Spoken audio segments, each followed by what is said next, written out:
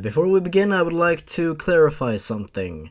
I was looking through the person who wrote this story's DeviantArt page, and I was looking through their favorited artwork, and I see one of my very old drawings that I published on DeviantArt years ago. And it's on my DeviantArt page right now, so this means that the person who wrote this story most likely watches my videos. And there's a slight possibility that they will also watch this video.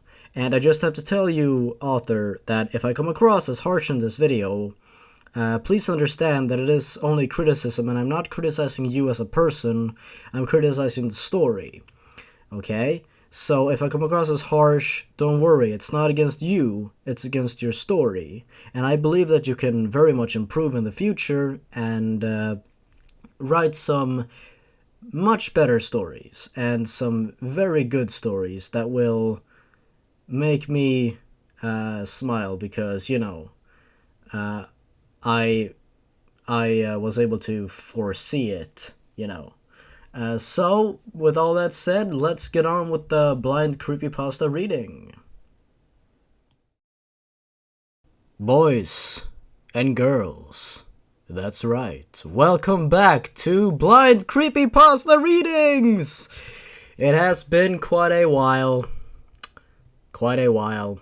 I have no idea why I haven't done more of these, but here we are, with a very special story that a friend of mine suggested to me, because those stories are always the best ones. Excuse me. This story is on DeviantArt, and it's called Creepypasta Story, Poopsy, I'm sorry.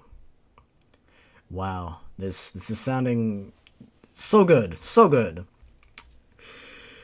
It's called Poopsy, so you know it's gonna be good. Alright, let's not waste any more time, let's jump straight into the quite short story. I don't know how long this is gonna take, but let's go. Poopsy. I can't say your name without laughing. Poopsy was a normal girl who was 11 years old, but she had a special mind. The other girls were all not as special and teased Poopsy. Oh my god. Because Poopsy is of course so special. The main bully was called Berta, and she wore a purple cardigan A and had blonde hair. It was lunch at school, and kids were eating when Berta walked up to Poopsy. "Poopsy, you are ugly and no one loved you," said Bertha to Poopsy's face. Poopsy sat on her own as she had no friends. She was... wait, I lost myself because I was zooming in because the screen or the text was so small, so I zoomed in. Let's see here. Okay. Poopsy sat on her own as she had no friends. She was an underdog, a stray wolf, a black sheep, if you will. Poopsy cried, "It's not my fault," as Berta laughed at her. Poopsy threw her tacos. Poopsy threw her tacos in the bin and went home. At home, she cut herself because she was depressed.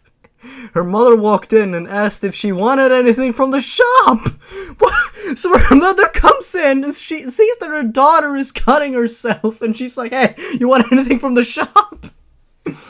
Poopsy declined and went to bed, but the tragedy was she really did want something from the shop.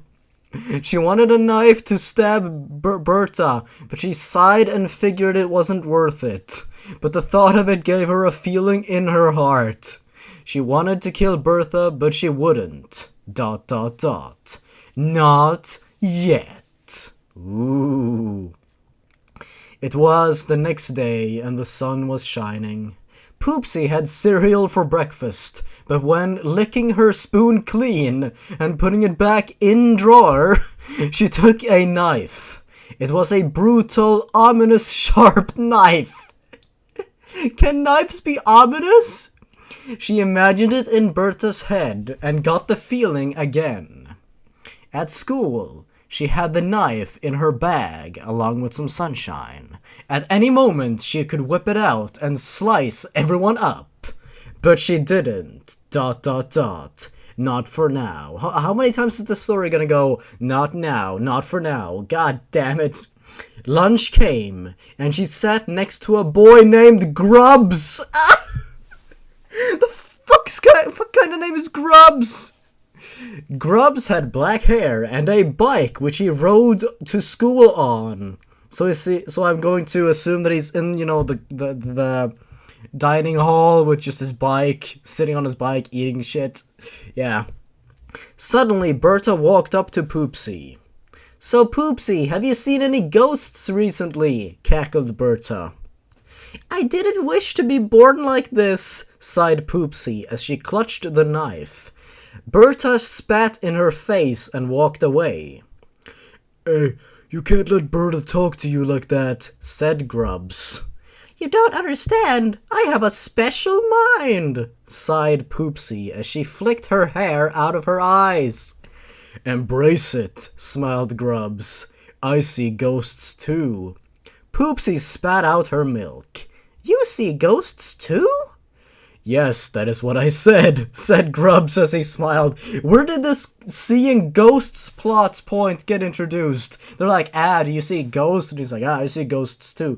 Where did this come from? Poopsy finally had a friend. She and Grubbs went to the cemetery together and saw ghosts. "I am finally happy," she cried with joy as she threw the knife at the ground. "I don't need to kill Bertha," she thought to herself as she rode away with Grubbs on his bike. 2 months went by and Poopsy and Grubbs were officially dating, of course! Of course. Poopsy strutted into school with a smile on her face. "Time for another day of kissing Grubbs," she smiled. Yes, that's all she does when she comes to school. She doesn't go to any lessons, she doesn't listen to her teachers because she's a rebellious teen, and she totally, on a different level than all the other students, she's a different kind of learner, she's so special. Yes, suddenly she heard a scream that sounded both lovely yet horrifying. She ran to find what the scream was, and she saw Grubbs lying on the floor, with rocks on his head. Bertha stood opposite him, throwing rocks at his head.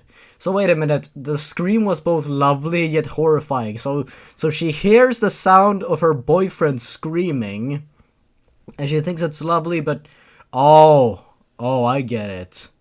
She thought he was screaming in ecstasy. Anyways, "Stop it!" cried Poopsy. "I love him!" "I know, that's why I'm throwing rocks at him," said Bertha. Poopsy ran all the way to the cemetery to get the knife. Oh, so she doesn't think about helping Grubbs, she just goes straight to the cemetery to get the knife. She found it and ran back to school and jumped at Bertha. The two were fighting a battle of good versus evil. Poopsy had a knife. Bertha had rocks. Poopsy was obviously the better fighter. Don't bring rocks into a knife fight. But then Bertha threw a rock and hit the knife out of Poopsy's hand. Wow, she's very good at throwing rocks. That was very precise. "That's the best you got? I can just pick the knife back up," chuckled Poopsy. She had a good mind, so analyzed situations well, because she is so special and she knows, all the tricks to win. She's not a Mary Sue at all, don't worry about it. As she went to pick it up, she gasped. The knife had landed on Grubbs' face! "You monster!" screamed Poopsy. "Me? You were the one who dropped the knife into his head," smirked Bertha as she walked to class. "Grubbs, you were the only one who understood me," whimpered Poopsy. "Poopsy," moaned Grubbs as his life ended. Oh, shit, I don't know what to say, guys. really just emotionally strucken by this. This is so sad. We really got to know Grubbs. Remember that time when he was in the cemetery and he was like, "Hey, I see ghosts," and he was in the lunch area and he was like, "Hey, I see ghosts." That was, man, I just can't believe that he's gone. I just can't believe they killed a newly, a character that was in a relationship with another character just for shock value. I can't believe they did this. And that was totally reasonable and not forced and contrived in the slightest. A lot of shows have been doing that recently. They're like, hey, these two characters are gonna get together. Hey, one of them just dies out of nowhere because, oh look, I accidentally shot this person after you made love. Ooh, look at all this drama. Look at all this drama that we're building up. Oh, fuck you, seriously, fuck you. Where was I? Poopsy was left by Grubb's dead body in tears. I wonder if anyone is gonna get what I was referencing back there. Fuck that shit, man. Fuck killing characters for shock value. So stupid. She pulled the knife out of his face and saw blood on it. Grubbs's blood. The only way I can clear Grubbs's blood from my hands is with Berta's blood, smiled Poopsy as she got the feeling again. A tingly sensation, so to speak. You guess maybe you could say, I don't know, Jeff the Killer syndrome? That night, Berta climbed into bed. She snuggled up in the blankets and started to snooze off before she noticed a pair of eyes watching her. Who's there? Berta yelled. Oh, I have a name, the voice said. But you people tend to call me other names. Crazy, weird, fat. Well, Poopsy, let me tell ya, it doesn't matter if you're smart, dumb, ugly, pretty. It's all the same once you're dead. And a corpse can't laugh. Ha ha. Please tell me someone gets that reference. Please. And I probably misquoted that shit, but who cares? Please tell me someone got that reference. Poopsy? Muttered Berta. Suddenly, the figure jumped at Berta, revealing herself as Poopsy, no one's surprised by that, and stabbed Berta with the same knife that killed Grubbs. Oh, we've gone full circle, guys. This is so symbolic and nice. Berta let out a scream as she died, and Poopsy whispered in her ear, I'm sorry I kill you. ...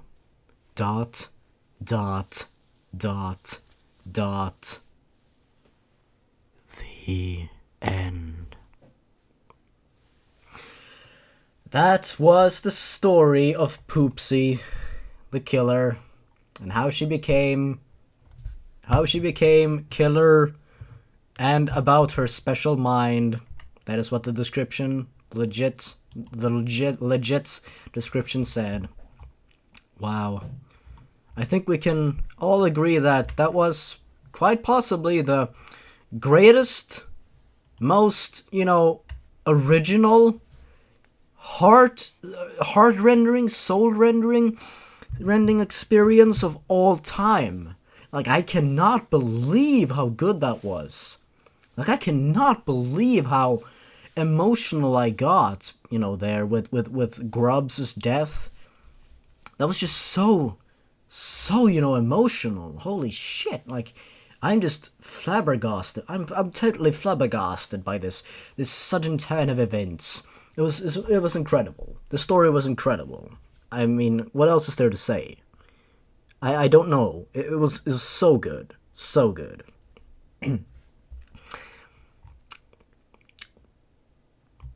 No. Just no. So, I want to give a little bit of constructive criticism. Get a friend to read through your story. Get a seasoned veteran to read through your story. And, and point out all the flaws, because there were so many flaws in this story. There was a lot of illogical moments, a lot of grammar errors, a lot of stupid moments, breaches in logic. Don't call a character Poopsy if you want them to be taken seriously. Like, if this story was made as a joke story, then it surpasses it with, it becomes so funny. It was a lot of fun. But if it's actually supposed to be, serious, then author, I'm sorry, but you have a long way to go before this would even be halfway decent. So, get a friend to help you out, and flesh out your characters a lot more, and actually, give them a character. Don't just go, oh, they were so special, but they were bullied, and nobody understood them, they were misunderstood, and that's why they started killing people. It's so unoriginal. It's been done to death already, and just because someone has been bullied and they've had a hard time, that does not justify them, becoming serial killers and killing people. I personally believe that murdering, people, whether they are innocent or they've bullied you or whatever, I think it's unacceptable. It's completely unacceptable and unjustifiable. So you cannot sit here and try to justify it by saying, oh, she was bullied, that's why she did it, and it doesn't justify it in the slightest, okay? So let's take a look at some of the comments. Wolf Wizoo says, can I critique your character? Your character seems to be a Mary Sue or an overpowered character. Maybe change her a little bit. Plus her hair is blue, giving her that overpowered feel to it. Plus Poopsy, might want to change the name. If this is a joke, I'm sorry for taking it seriously, lol. Well, Wolf Wizoo, you seem like a nice person. You were so nice. You were so nice to the author. Man, I felt heartwarmed there. Wolfhead73601 says, Poopsy though. I'm assuming the knife is made of shit, am I right? On a side note, you might want to fix the grammar mistakes in the story and nothing else. You don't need to fix anything else in this story. Yeah, so... I'm not gonna read any more of the comments, because they all seem, to either ironically like the story, or unironically like the story, or just think that it's a joke and stuff, and try to offer their points of views. I don't know. Anyways, that was Poopsy the Killer, the creepypasta story Poopsy, I'm sorry. I would rate it 10 out of 10. It was one of the greatest stories I've ever read in my entire life. It's up there with The Showers. It's up there with Harry Potter. It's up there with Silent Hill 2. And it's definitely up there with Miraculous Ladybug. And it's definitely up there with Tentaclino and Titanic, the other animated film. Oh my god, I need to stop now. I need to stop. This has been a Blind Creepypasta Reading, so I hope you enjoyed Poopsy the Killer. Goodbye. Thanks for watching. Thanks for listening. Goodbye.